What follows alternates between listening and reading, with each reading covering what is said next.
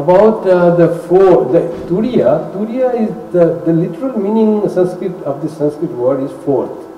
Just the fourth. So what is fourth? Why the fourth is so important? Because if the fourth stays, in fact they don't call it stage because it is beyond any stage. The first is called waking state. We are waking this in the world that we see with our intellect, mind, and we interact with this world. That's called waking state.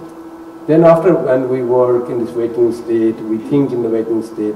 After that, then another state that we go through, that is called dream state. We sleep, we start having wonderful, fancy things, nice things that we thought, sometimes what we didn't never remember to have thought, but we see that. Sometimes that we didn't imagine such thing happen. We are flying with the wings have grown and are flying in the air. Like such thing also happens in the dream. So dream is the second state of our being, okay, of our personality, of ourselves. There is the third state which is called deep sleep. So in waking state is mind and body those are active. In the dream state is only mind active, body is just lying. It does the breathing and all that, but it's not active in that way as it is in the waking state. In the third state, even the body is all not working at all, its muscles and they're not working. Very slow biological process is going on and mind is also not working. So this subtle body or mind, the mental body has also stopped work. This physical body is also no more working as it works in the waking state. That is a suspension of only life is there. So that is a state when all our worries and anxieties and everything that troubles us in the world, even the pain, suffering, everything has been suspended. Nothing affects that time. That is a state of rather very joyful and peaceful state. That is called the third stage of sushupti. Why it is so peaceful state? They say that in that state, there is a state of very, suspension of all our mental activities, and we are very close to the reality. But it's not real, it's the understanding is not there. Knowledge is not there. But it is close to the reality. The mind has gone to Anandamaya Kosha.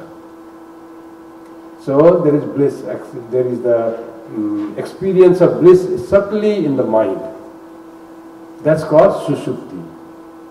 Now the fourth Turiya is when you go beyond this Sushupti. That is called Turiya.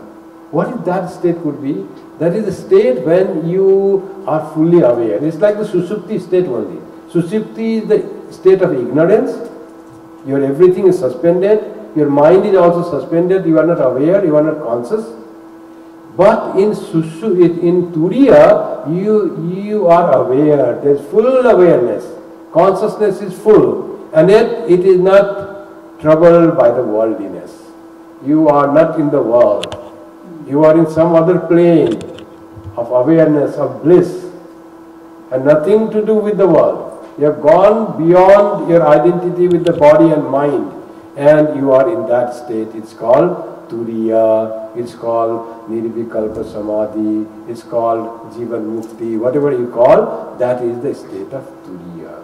In that state, you are not affected by the world at all. In the beginning I was saying that we can love everyone, there is no enemy, there is no friend, we treat both equally, and happiness and suffering we treat equally, honor and blame we treat equally. So that happens when we have attained Turiya state, and from Turiya you come little down in the waking, but that impression of the Turiya, that there is no ego, that I am the pure witness, that is always becomes, we are aware of that. Though we interact with this transactional world, but that makes us so wise.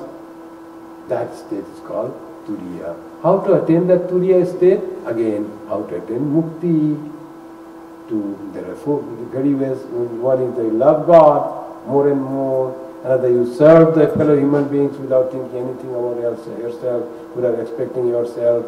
Another is you start doing that. What is the truth? Everything is changing and going. The real truth that doesn't change is the reality, or the atman that you would serve that atman. Or then other is that you try to think deep on the mind, just calm the mind. Always in the waves, always restless, that mind is fully calmed out. And it has no ripples, no wave. And the truth comes in the mind. You are in again in the Turiya state. So by any way of spiritual practice, we can attain this Turiya. And of course, grace of God is needed to attain the truth. And grace of God is ever flowing. It is always there. If we have the effort, put effort, there is no dearth of grace of God.